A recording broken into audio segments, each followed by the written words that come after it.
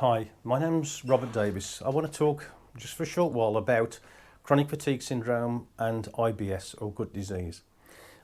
I have been ill for over 30 years and I ask myself sometimes, is there a real cure for this? Because some people say that there is, and it's not an easy one.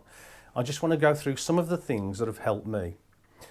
One of the things that I had severely was, well, problems with amalgam illness.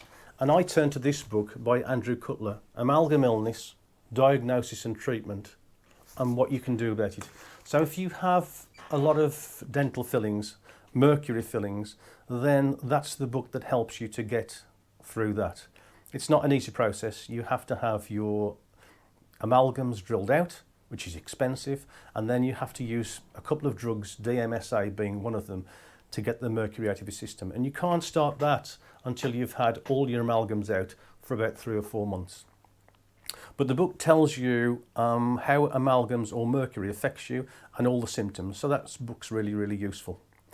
It also helps with other things because it gives a list of drugs and herbal things that can really help you too.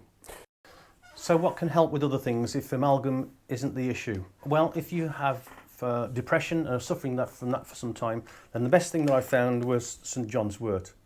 I'm not particularly advertising now, but now do a good one. And if you're going to use St John's wort for depression, then you need to have it with at least 0.3% hypericin. If there's no hypericin in there, then it's pretty useless. Eye herb, by the way, are pretty good for all kind of herbal things. Stress. Dealing with stress, the best thing I found, and this is particularly for men, is a substance called DHEA. Women have to be particularly careful with DHEA.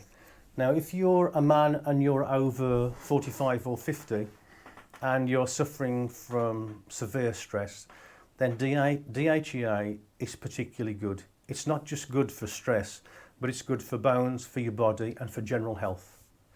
But if you look on YouTube, obviously there's lots of stuff about DHEA. Now then, about gut problems. I have had problems with my gut for such a long time too, and you go through all the different things that people advise, all the different herbs and tonics, and I've tried them all. Recently, what has really helped has been the celery juice. I wouldn't say it was a cure, but celery juice does really help. It certainly helps your stomach, but you have to buy an expensive juicer to do that. But celery juice is excellent. But I found that celery juice is also useful for other things, and this may be a shocking thing, of which I'm going to tell you in a few minutes. What I did is that a lot of people, for their gut, they use enemas. Particularly if they suffer from constipation, severe constipation, like I was, and it was like really packed and very hard and very painful, you can go to the doctor and you can go on all kinds of drugs like mebeverin. But what I found was really quite interesting and shocking. I made my own stuff up with celery juice, warm water.